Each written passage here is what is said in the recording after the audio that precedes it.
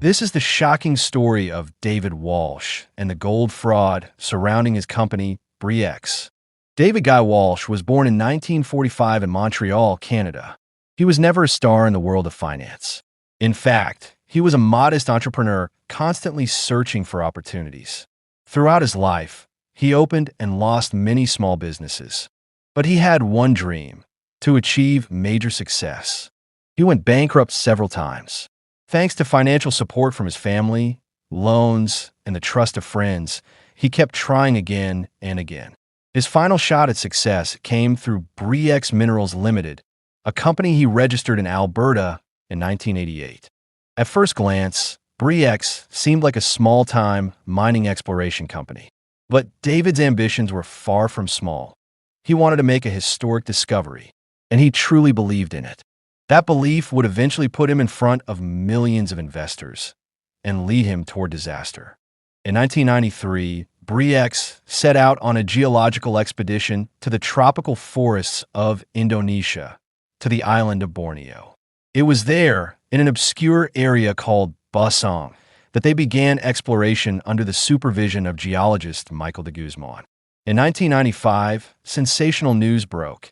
An enormous gold deposit had been discovered in Basong.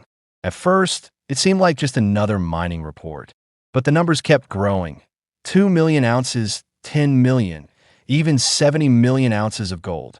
Investors went wild. Thousands of people across Canada, the US, and Europe lined up to buy Bre-X stock. The media reported on it daily. Bre-X became a symbol of investor dreams. It looked like David Walsh had finally achieved his dream. Thanks to these claims, he suddenly became a billionaire. Bre-X shares rose from 20 cents to $280, and the company's market value soared past $6 billion. Even the Canadian government and major banks began supporting the project. But no one was asking the critical question: where's the gold? Who has actually seen it? Most investors blindly believed the numbers and kept pouring in money. They didn't care about physical samples or verified analysis.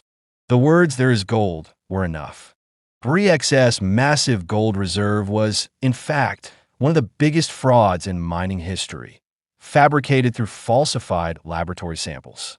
Their method was shockingly simple, which is perhaps why few believed it could be fake.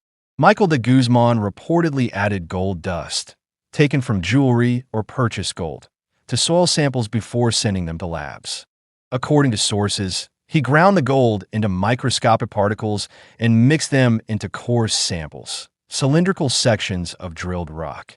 These fake samples were then analyzed in labs, returning incredible results: 5 grams per ton, 10 grams, even 15 grams per ton, levels almost unheard of in the global mining industry. And yet Bre-X supposedly found just that. Other geologists, even experts from large firms, were stunned by the results, but no one dared question them.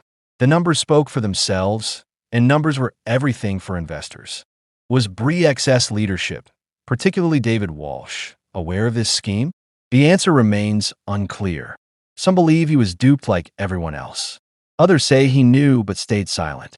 The truth, buried in the jungles of Borneo, was never fully recovered. The fraud was so well executed that Canada's stock market, banks, auditors, and even global mining companies were all fooled. But it couldn't last forever. Eventually, independent analysis was bound to expose the truth. In early 1997, a major mining company, Freeport-McMoRan, expressed interest in partnering with Bre-X. They sent independent experts into the Indonesian jungle to verify the gold claims at Basong. The results shocked them. There was virtually no gold.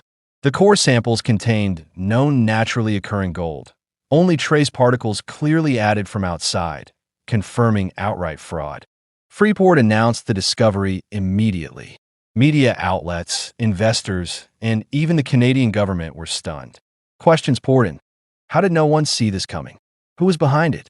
As suspicions intensified, Bre-X geologist Michael de Guzman, the man behind the so-called scientific credibility, was found dead.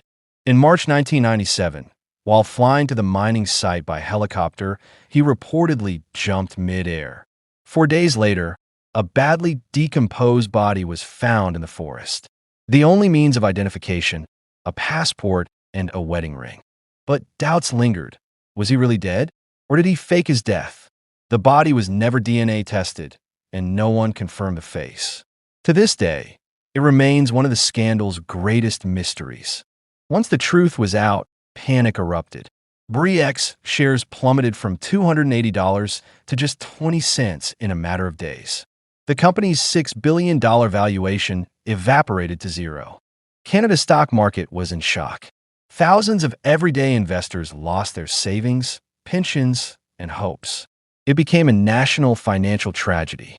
Investigations and legal probes followed. But the central figures, David Walsh and Michael de Guzman, were out of reach. One presumed dead, the other living abroad. No one was ever held criminally accountable. All that remained were the traces of a massive lie. The fraud was exposed. The company collapsed. But one crucial question remains. Did David Walsh know everything? Officially, he was never charged. The Royal Canadian Mounted Police, RCMP, investigated but found no conclusive evidence. Walsh always repeated one line. I was duped too. I was naive. They lied to me. But the media and the public struggled to believe that. In the eyes of many, he was either the mastermind behind a complex fraud or a tragically trusting idealist who had been deceived along with everyone else. After the scandal, David Walsh left Canada. He moved to the Bahamas, where his health steadily declined. Chronic anxiety, stress, and heart issues took their toll. On June 5, 1998, at the age of 53, he died from a brain aneurysm. He was never tried in court, nor held fully accountable in public. He took many of the scandal's secrets with him to the grave. For more intriguing and insightful content like this, don't forget to subscribe to the channel.